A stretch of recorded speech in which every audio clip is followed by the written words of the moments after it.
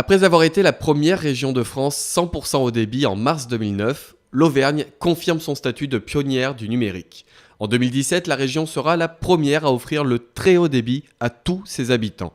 8 mégabits par seconde au minimum pour tous les Auvergnats et même un débit supérieur à 100 mégabits pour près de la moitié de la population.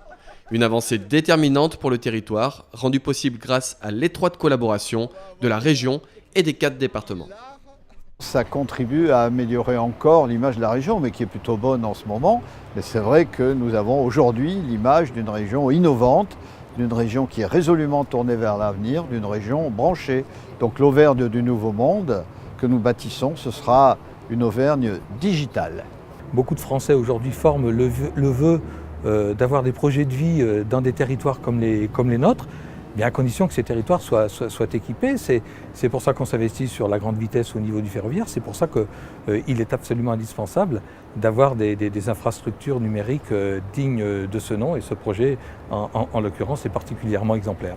Eh bien, pour un département comme le Cantal qui, de longue date, s'est engagé dans le développement des technologies, mais aussi le développement de leur usage, aujourd'hui, l'accès au très haut débit, ça représente une formidable opportunité historique. Et en particulier pour un département qui a pu souffrir ou qui peut encore souffrir d'un enclavement physique. Le très haut débit, ça va être l'autoroute du 21e siècle et les départements ruraux ont absolument besoin de cet outil pour se développer. Alors nous sommes très heureux d'être dans cette opération et de la réussir. Un exemple, un patient passe un scanner crânien, il faut savoir si on l'opère ou pas. Par télémédecine, on converse directement avec le neurochirurgien et on décide si on peut le garder ou si on le fait partir.